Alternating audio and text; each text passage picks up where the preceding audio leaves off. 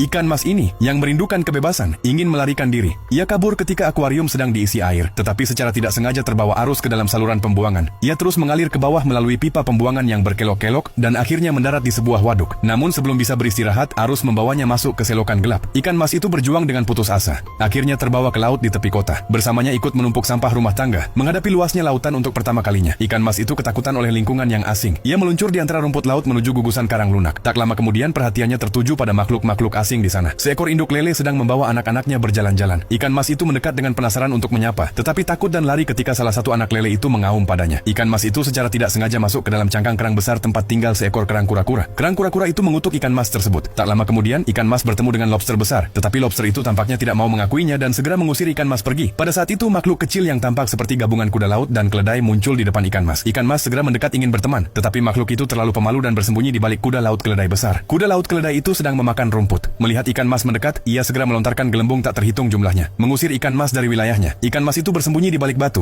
merasa dirugikan dan bingung harus pergi kemana. Namun, ia tidak menyadari bahwa ia sudah menjadi target monster. Melihat ikan mas mendekat, kepiting pertapa yang telah mengintai lama segera mengulurkan capit tajamnya dan menyerang ikan mas dengan panik. Untungnya, ikan mas cepat-cepat bersembunyi di dalam cangkang kerang. Ia berniat melarikan diri dengan menyamar sebagai siput laut, tetapi saat melewati cabang, penyamarannya tersingkap. Kepiting pertapa segera mengetahui tipu muslihatnya, tetapi ikan mas sendiri tidak menyadarinya. Tanpa disadari, ia naik ke tentakel gurita raksasa. Kepiting pertapa ingin menyerang dari belakang, tetapi secara tidak sengaja membangunkan gurita raksasa. Menyadari tak sebanding dengan gurita itu, ia terpaksa melepaskan mangsa. Pada saat itu, ikan mas telah berada di depan gurita raksasa. Melihat makhluk raksasa itu, ia berbalik dan lari ketakutan. Tetapi gurita raksasa menggunakan pengisap di tentakelnya untuk mencengkeram ikan mas dengan kuat. Ikan mas berjuang dengan putus asa dan kemudian bersembunyi di balik batu besar, tidak menyadari bahwa dua tentakel gurita telah mengikutinya. Saat melarikan diri, berkat gerakannya yang gesit, ikan mas berhasil membuat kedua tentakel itu menempel satu sama lain. Tepat saat akan menghela napas lega, ia berbalik dan melihat kepiting pertapa lagi. Ternyata kepiting itu telah menunggu di luar. Kini ia mengayunkan capitnya lagi untuk menyerang ikan mas, tetapi kali ini berbeda dari sebelumnya. Predator yang lebih besar dari kepiting muncul. Hiu hijau menelannya dengan sekali tegukan dan kemudian mengejar ikan mas. Untungnya ada kapal karam yang ditinggalkan di dekat situ. Ikan mas menggiring hiu hijau ke dalam kabin dan membuatnya tersangkut di pintu keluar yang sempit. Hiu hijau berusaha melepaskan diri dengan sekuat tenaga. Ikan mas membawanya ke gugusan karang emas yang padat. Hiu hijau mengintip kepalanya dari karang. Ikan mas sudah menaiki elevator gelembung dan naik menuju permukaan. Hiu hijau yang enggan berhenti mengejar, bahkan memerintahkan kepiting pertapa di mulutnya untuk menyerang ikan mas dengan ganas. Sekejap kemudian gelembung itu pecah dan menyebar menjadi ribuan gelembung kecil. Pada saat yang sama, ikan mas terbangun dari mimpi buruknya dan jatuh dari kursi. Ia melihat sekeliling pada lingkungan yang familiar dan menyadari bahwa semua yang baru terjadi hanyalah ilusi. Ikan mas itu menghela napas lega. Mulai sekarang ia tak pernah ingin melarikan diri lagi.